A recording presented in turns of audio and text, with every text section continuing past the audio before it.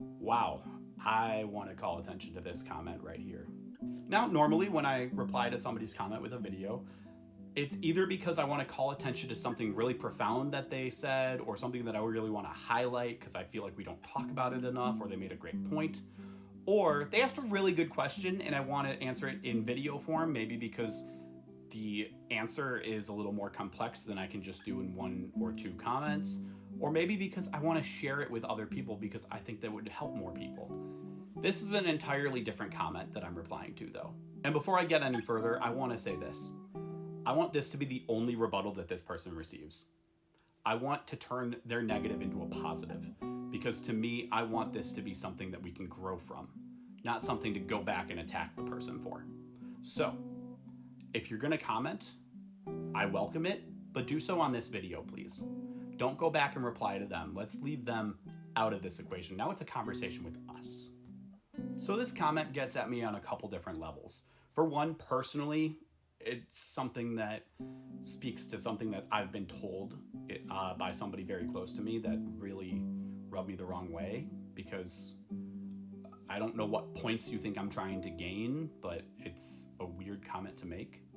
But on top of that, I think it speaks to a bigger problem that we're facing, where we have a serious lack of male representation or masculine presenting representation in the ACE community. And I think a big part of that is because we are conditioned to think that sex is going to make our lives better, that we are here for that purpose as men. And Cody Daigle-Orients recently did a video on this where they said very much the same sort of thing. We sort of created this society where that expectation is preyed upon even at a young age, because you hear things like, oh, he's going to be such a little heartbreaker. But growing up a boy, I got a lot of that kind of stuff. And it wasn't just from adults, it was a lot of it from peers. There was a lot of peer pressure. The locker room talk is a real thing. And for a long time, I thought people were kidding. But once I realized that no, they were actually trying to pressure that out of me and wanting me to talk like them and act like them and want what they wanted, it added a whole other level of creepiness to the whole situation that I was just completely uncomfortable with. And to get a comment like this really makes me uncomfortable, because what points am I trying to gain? Who am I trying to gain points with? With asexuals? Or with, and this is something that somebody else said to me when I came out to them, someone close to me. Someone actually said that they thought I was identifying as asexual because it would open up doors for me with women and get them to trust me more, which is absolutely one of the creepiest things I think anyone has ever said to me, because that's not it at all. It's literally the opposite. And it's disturbing that somebody would think that.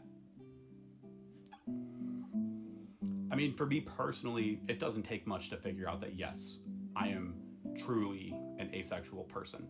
This is not an act that I'm putting on. The comment was made on a poem entitled Dating Profile, where I talk about some of the things that I've had to deal with in trying to date as an asexual person, especially since coming out as asexual.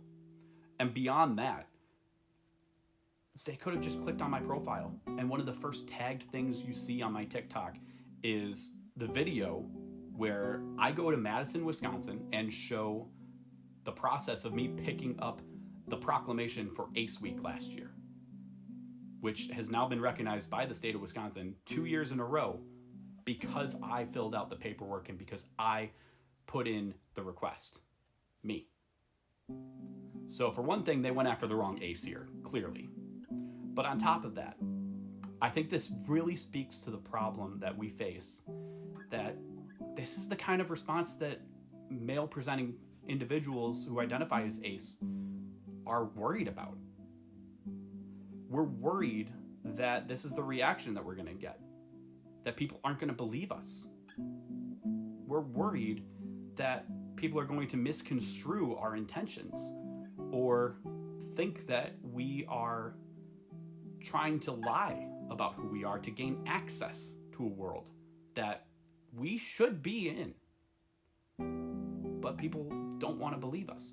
That's a fear that a lot of male aces and a lot of male presenting aces experience. We got to do better. This is not okay. You know, my work with getting Ace Week recognized is something that I don't really bring up much, other than the video to announce it, and I think one other video. Those are the only times that I've really spoken about that on my videos. I don't do it for clout. I'm not doing this for people to go, hey, look at what Patrick's doing. I'm not doing it for that. I'm doing it because I know what it's like to go through life questioning who you are and feeling broken for decades. And I don't want people to go through what I went through. And I see a comment like this, and it makes me worried for other people. I know who I am. I'm not worried about me. I'm worried about other people who see a comment like that and question, is this the reaction that I would get? We gotta do better. Like I mentioned earlier, this is not the kind of video that I like to make, but it's one that I felt I had to make as soon as I saw that comment. Thank you for taking the time to listen. If you have any thoughts that you'd like to share on this, please leave them in the comments here on this video. Don't go and reply to this individual. And please share this video out with other people so that we can start to put a stop to comments like this, so people can be more conscious of the words that they use. You know, there's a phrase that I like to use when I end a lot of these videos, and it's, let's continue to learn and grow together. I think this is a good opportunity for us to do that. So please subscribe to my channel, and let's continue to learn and grow together.